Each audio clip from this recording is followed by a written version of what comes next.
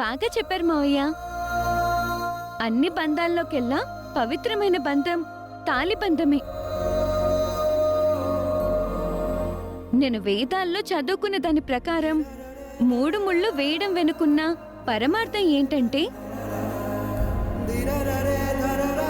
పెళ్లికి ముందుండే ప్రతి బంధాన్ని పెళ్ళైన తర్వాత నాలో నువ్వు చూసుకుందువు అని మొదటి ముడిని మగాడు వేస్తాడంట. నేను సంపాదించే ప్రతి దాన్ని అనుభవించే హక్కు పూర్తిగా నీకుంటుందని రెండో ముడిని వేస్తాడంట. జీవితాంతం నీకు సైన్యంలా కాపలా ఉంటానని మూడో ముడి వేస్తూ ప్రమాణం చేస్తాడంట.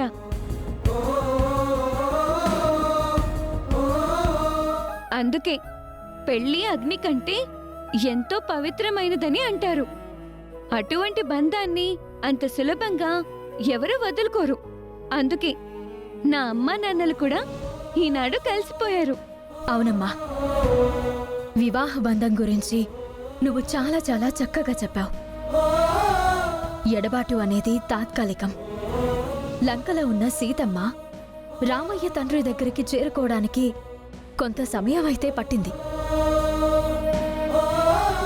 కోటలో ఉన్న అత్తమ్మ కూడా మావయ్య దగ్గరికి చేరుకోవడానికి కొంత సమయం పడుతుంది. వచ్చే 15వ తేదీన అత్తయ్యను తెచ్చి పెళ్లి రోజు వేడుక ఘనంగా జరిపిస్తాను. ఊరికి అభయాలిచ్చేకు చివర్లో చీప్ అయిపోతావు. ఇప్పుడు తలెత్తుకుని చెప్తున్నావు, అప్పుడు తల దించుకోవాల్సి వస్తుంది. మీరు ఎన్ని నిష్ఠూరాలు మాట్లాడినా, ఎన్ని శాపనార్థాలు పెట్టినా అవని అనుకున్నది సాధిస్తుంది. రాసివ్వమంటే రాసిస్తాను. మాస్టర్, మీరు మరీ రెచ్చిపోయి సర్టిఫికెట్లు ఇచ్చేయకండి. అందరూ అన్నిసార్లు గెలవరు. అన్ని రోజులు అవనివేనా? ఎందుకు ఊరికే డప్పు కొడతావు? ఇప్పటికే రావి చెట్టు సగం నల్లగా మారిపోయింది.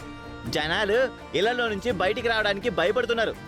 ఇటువంటి సమయంలో అవని దుష్టశక్తిని ఎదిరించి అమ్మని తీసుకొని రావడం అంత సులభం కాదని నేను బల్లగుద్ది మరీ చెప్తున్నాను. తీసుకొస్తుందని నేను కూడా బల్లగుద్ది చెప్తాను పెద్దనానా. ఆఖరి అవకాశం, ఆఖరి ప్రయత్నం, ఆఖరి శ్వాస వరకు నేను ప్రయత్నిస్తూనే ఉంటాను. ఎవరు నా కాళ్లు పట్టుకుని వెనుకకు లాగినా నేను నా పట్టుదలను పక్కన పెట్టను. ఇప్పుడు అవమానిస్తున్న వారే అద్భుతం జరిగిన తర్వాత అభినందించే పరిస్థితి వస్తుంది. తొందరపడకండి. మావయ్య, ఏమీ ఆలోచించకుండా మీరు నిశ్చింతగా ఉండండి. కాకుల్లా పొడిచింది చాలు, ఇంక రండి.